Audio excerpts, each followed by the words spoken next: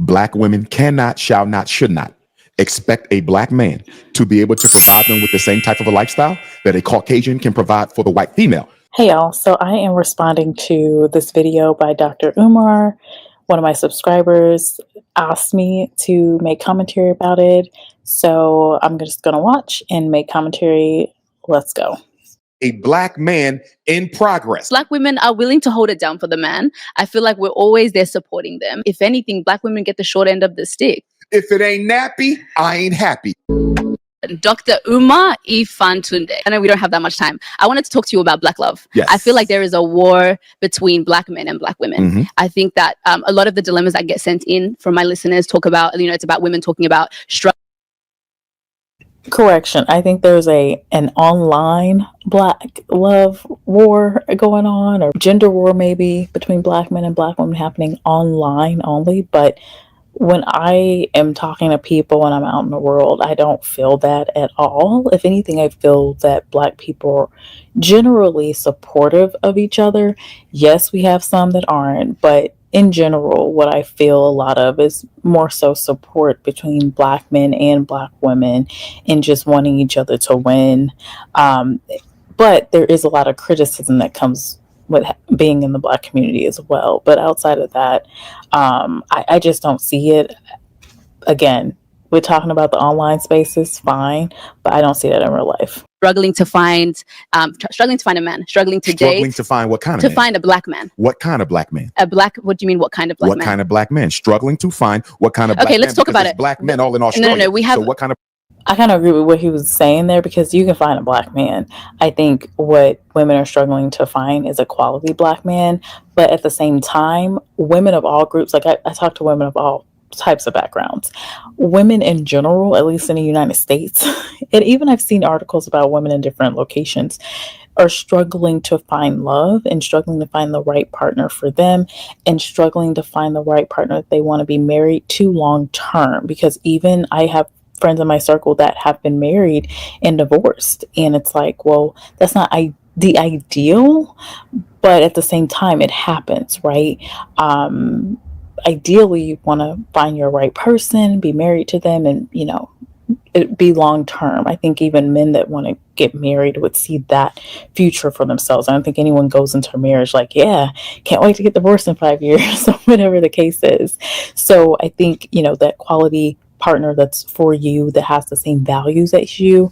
I think the thing in the black community is I see black women with certain values and I see black men with just different values, and that means that a lot of us are just not going to be compatible with each other. And so I think it's good to date everyone, not weeding people out necessarily, but maybe just by your criteria, and not having your criteria only has to be a black man. Well, if every group of women is having issues with finding men of all types, if you're narrowing down your pool to just black men, well, you're probably going to have some issues. So it's not just black men, it's actually the dating pool in general, and people are trying to find people that they're compatible with, and they're coming across a lot of people that they're not compatible with because of how they're looking. That's my view.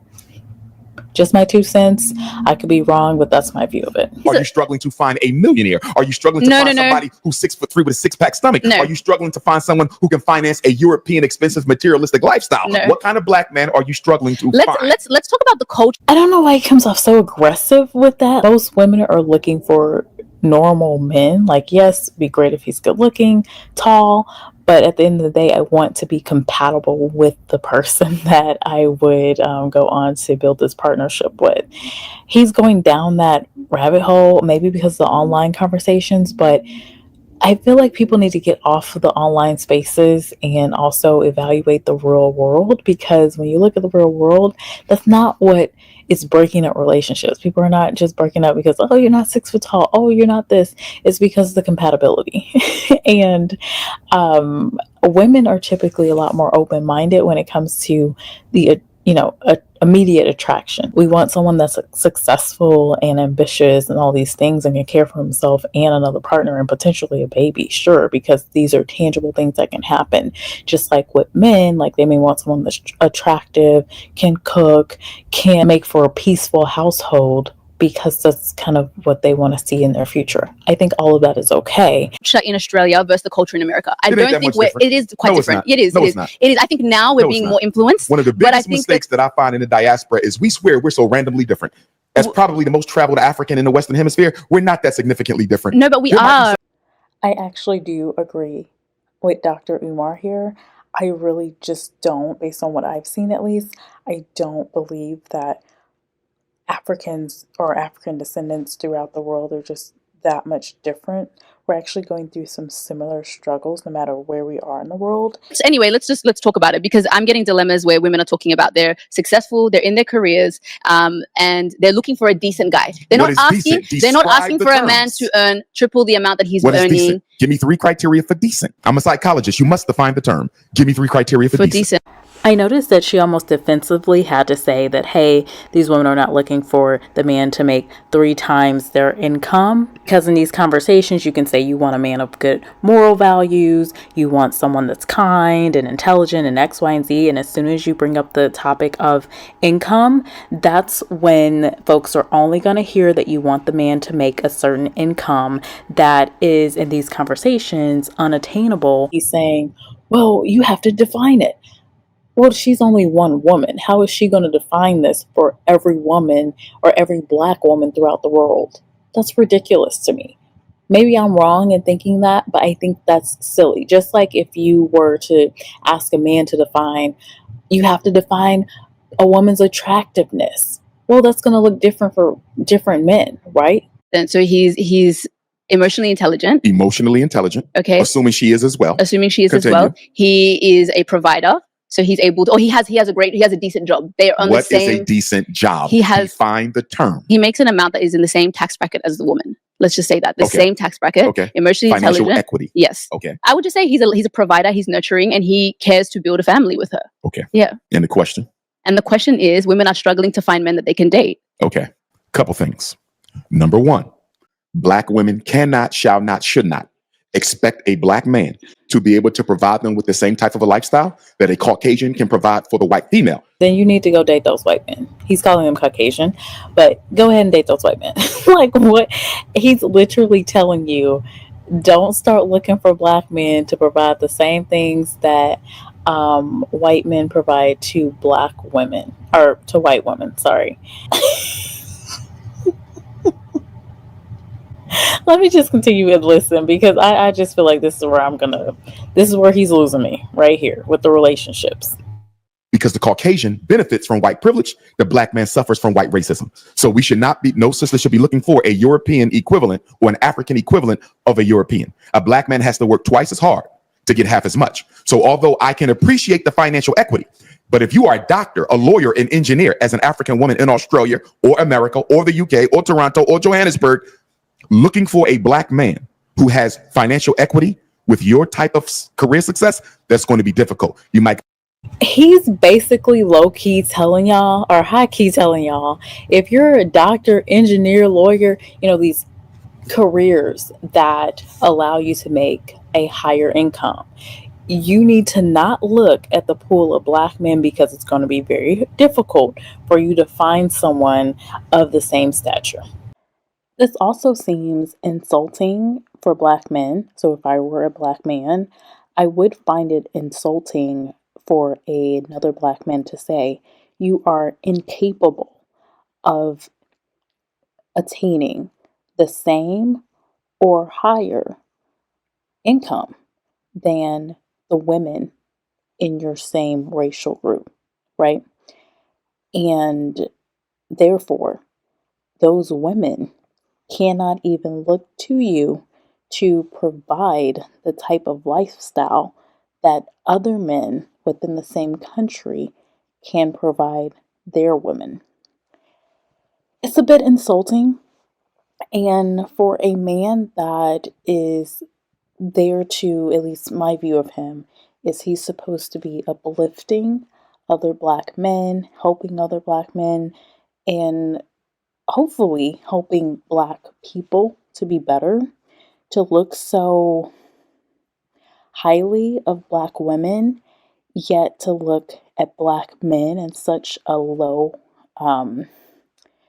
demotivating way, it's pretty sad. That's really sad if you really think about it and not just get into your emotions and actually listen to what he's saying. So, all right. Thank you, Dr. Umar. Got to tone it down a little bit. What I find as a therapist who works with couples, married, divorced, and otherwise, too often Black women prioritize a man's income over his masculinity, meaning he might can provide. He's willing to help with those children. He will nurture you, look out for you, but he might not be able to put you in a Mercedes. He might not be able to help you with that $1 million mortgage. And I've seen Black women turn down good men, very good men, because he didn't have the economics, but he had everything else. Sisters need to be careful not to fall into this European narrative of judging men primarily by how much. If there are so many Black women that have these high standards when it comes to income, then why is it that our community looks the way it looks? Our community would look very different if Black women, as Dr. Umar is saying, if Black women were passing over Black men that did not have high incomes and only choosing those with very high incomes. But looking at our high poverty rates, just looking in the United States, not looking in other countries, but you can't make this argument while we have these high poverty rates. Either two things would happen. Less Black women would be partnered up in having children, and only the women that were meeting the men with the high incomes would therefore have children. And at the end of the day, you wouldn't have these high poverty rates that you have. You would have a lower population of Black people. Yes, potentially, but also there may be a shift with more men needing to attain these higher incomes in order to do the things that they would like to do with women. I'll just say that.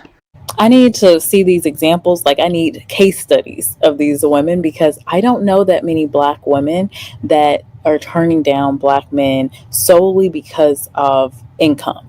Now, money is a big factor, but there's a lot of Black women that I know of that are willing to make it work or try to make it work, even if their income is higher than their partners.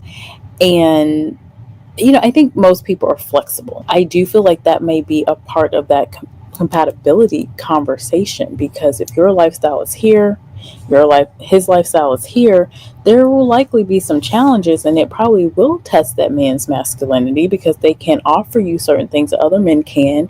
You're working around other men that can provide this lifestyle for you. I could kind of picture a man having a lot of I can not relate, but I guess I could maybe sympathize with a man that's going through that struggle, because I can imagine how difficult that may be, and the thoughts that you may have of like, oh, I can't do this for her, I can't do that for her, and she's around these men all the time that can, and what is she doing with them, and I could imagine that, like, even just sitting here thinking about it just for a few seconds, I could see that having difficulty, not in the fact that it's solely the money, but it's more of everything that follows that. Money resolves a lot of problems, but it can also create a lot when you don't have it, or there's an imbalance or something. I can agree with that. I think that these are two extreme scenarios here, because I think if a man we're talking about financial equity, if he is making enough to build a household with you, to be a leader in the household, I think women are okay with that. I think that's not what they're getting.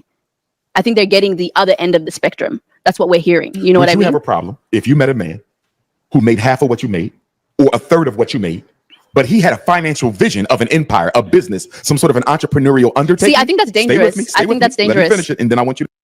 I feel like I know where he's going to go. A vision. A lot of people have visions, and then they don't put the action to it, and then they end up doing nothing, and they still have this vision 20 years ago. Doesn't he have this vision of this school that we know nothing about? Again, correct me if I'm wrong, but I mean, people have visions all day long. People are dreaming all day long. And so this is how you have movies like, what's it called? Acrimony? Where girl going crazy at the end of the movie because of this man's vision. And then he finally does it once they break up or whatever. If y'all haven't seen the movie Acrimony, watch it, I guess. Only for Taraji, because she is just an amazing actress. But yeah, it's giving acrimony vibes of what he's telling us. Like, please don't do this. I feel like you're going to waste a lot of time and feel like you got played at the end of it. That's just my 2 cents right now. I don't think money is the main factor. I think success and ambition. Like, what are you actually doing? It's not enough to have a vision, but are you working towards that vision? And are you at the place that I need you to be? Because maybe that person's just not in that place yet, and y'all meet once y'all are both at the right level. Because this is the same case for women. There's women that aren't um, in the right place to meet the man that they want to, marry or whatever, for different reasons. And so why would a man not be at that level of where a woman needs him to be? What's wrong with saying that? Like, that does happen. And I think in some cases women just need to be honest with themselves and say, yeah, I really like this man, but we're not compatible for this reason and that reason, and save themselves some time and just move on. That's my 2 cents. Again, I'm not a relationship coach. I'm just some girl on YouTube chit chatting with y'all. Let me know what y'all think. You to respond. And he needed you to help invest in his dream. And he gave you a definitive timeline. He said, give me 12 months or 24, no more than that. If you invest in me, I promise you what I'm going to build will equal where you are. Would you have a problem investing in him? This is my thing. First of all, if you don't take yourself to the banks, if you're some man I'm dating and you're talking about this dream and can I invest some money into you, that sounds like a scam. Because why are you not taking yourself to the bank and investing money into yourself? Why are you not getting out a credit card and using that card to fund whatever you're trying to do to get your business started at least? Why are you not asking your friends and family, the people that are closest to you, that have known you for a long time, that know your character, to invest in you? If your mama won't invest in you, why are you asking a woman that you're trying to date to invest into you? And I turn that question back onto the men. Are you interested in me enough to invest in me? Because some men apparently, and again, I don't come across this stuff in real life. Some men, I've heard women say that men are not wanting to pay for dates, wanting to go Dutch, like a lot of different weird scenarios. Again, I have not come across this. But that's weird. That's weird energy. You're asking me to invest in you, but are you willing to even pay for this date that we're on right now? Are you going to invest in me? Would you like to pay for my business? And there are men that will do that. There are black men that will do that. They will invest. They will help you. I kind of hate some of the conversations that happen online because I think it taints the picture of certain black men that will do these things, that have really great qualities about them. They're on their business. They see value in women, and they're willing to invest in their woman. It would hurt their masculinity even to ask a woman, right? They'll ask everyone else but the woman that they're interested in, or their wife or whoever, to invest. That would be the last person they would try to, get, maybe outside of a daughter or son, right? I don't understand his mentality here. Maybe because I don't really listen to Dr. Umar, but since this is by request, I'm listening, and I'm not liking this point here. I'm not really understanding how this doesn't exploit black women, because I've heard plenty of stories of black women that have supported a man in their dreams, and they were left with the short end of the stick, left with children that were not taken care of by the man, left with mental issues, left for traumas, and just irreparable damage, and even a lot of trust issues. Can you imagine you're pouring into a man like this and you're helping him build his dream? He does nothing. Maybe he cheats on you with another woman and he's giving the money to that woman. And tell me if y'all know someone that has had this situation come up. I'm not pulling this from thin air. And then only to find out nothing's been happening, and you spent all this time and energy, and maybe it's transitioned to years because now you're investing in this person. Now you're like, oh, well, I have to just stay with them now. They have this dream, and we spent all this time. I've poured all this money into them. I just can't with this. It just sounds like exploitation of black women. What does investing in him mean? Let's say he needed $700 a month to help fuel this dream. He needed $700 for 24 months. Could you do it? You're reluctant. I am reluctant because what's the guarantee? There is no guarantees in love. There is no guarantees in romance. And also, I think context. Absolutely not. Because again, to my point, you can go to a bank, you have to present why you need this money, the likelihood of the bank actually getting an ROI on their investment.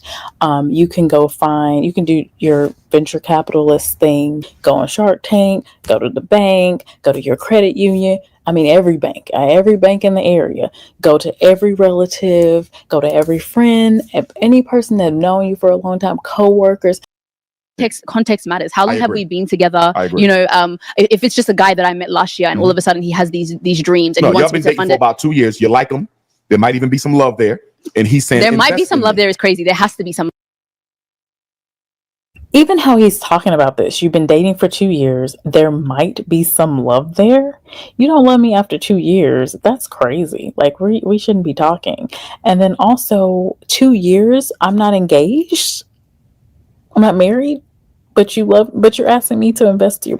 No, this sound like it's how he's talking about it. I don't think he's the best messenger for this conversation. I don't think so. I'm not liking it. So my question is, why would any woman want to date a man that would ask a woman that he is dating for 2 years that he doesn't even know he's in love with for $700 a month over a course of 24 months? Why would any man of good character actually ask someone that they're dating for $16,000, close to $17,000? And I really hope no woman listens to Dr. Umar and says to themselves, you know what, I should go and take care of a man if that's not something that you're wanting to do. Because a lot of the financial gurus online, like Dave Ramsey and Caleb Hammer, actually, I don't know if Caleb Hammer actually says this, but I know Dave Ramsey does. And it's this investing into another person when you're not married. Even when there are couples that are engaged, he will tell each partner not to invest large sums of money into the other until you're actually in union together and you have become married. Now, that would be a different conversation, but men in the Black community don't aspire to be married. It's just not a part of the culture yet. Hopefully this changes. Love there. There has to be a future there. And I think that's what I'm saying. Context matters. If I see myself with this man. But you didn't answer the question. Let's say all those things are there. Will you financially invest in him? Honest, my queen. They already answered for you. They said hell to the nizzo. Yeah. Look, why not though? Why do you have a problem with that? Given the atmosphere of racism and economic oppression that Black men suffer in Australia. I would love for him to ask a series of women from other cultures and ethnicities, races, right? I would love for him to ask a Russian woman, a Ukrainian woman, an American, maybe white woman or Asian woman. Like, I would just want him to ask that same question of different groups of women and see their response. I would really love to see that out of curiosity. Why would you have a what are Black men subject to that women are not? We're going through the same thing.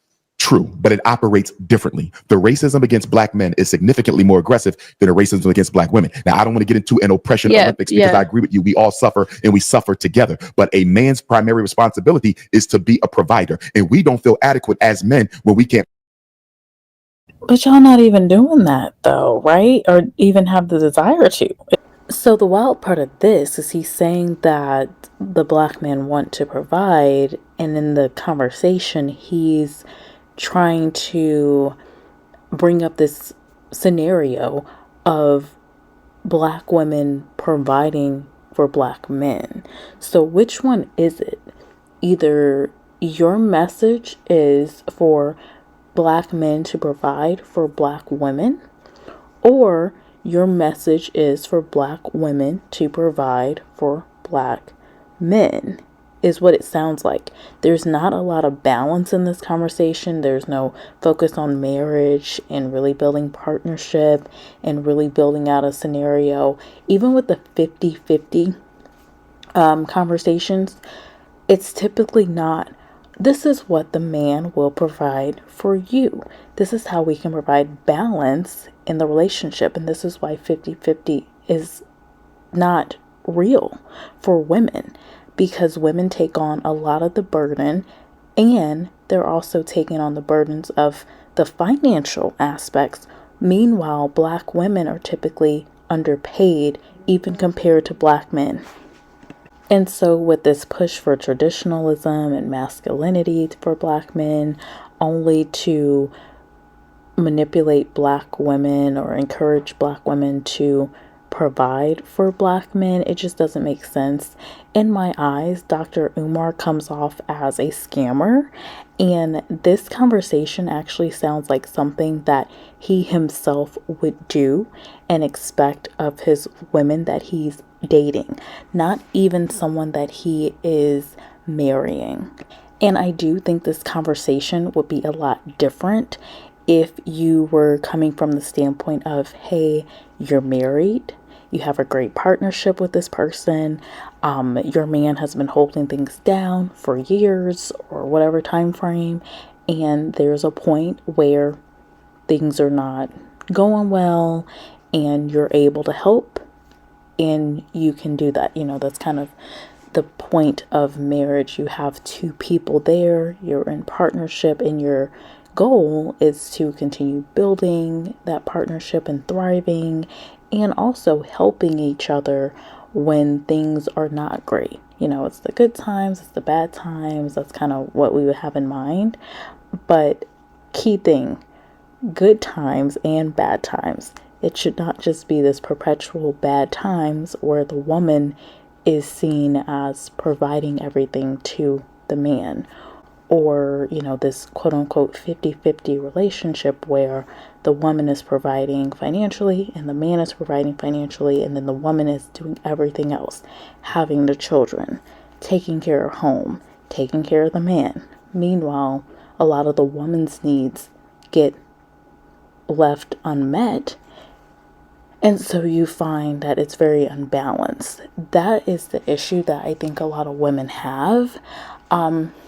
Also, Elizabeth Warren made a really good video years ago, where she talked about this whole 50-50 income thing really being a trap.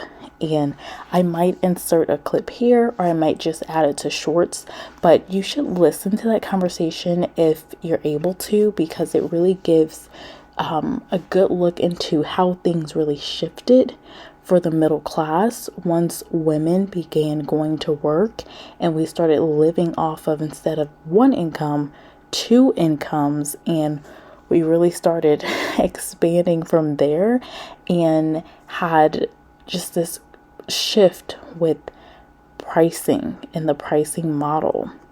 And where we're today, a lot of families are unable to even handle solely managing their finances with just one income. I think that's interesting. It'll be an interesting conversation, but I know that's not what we're talking about today.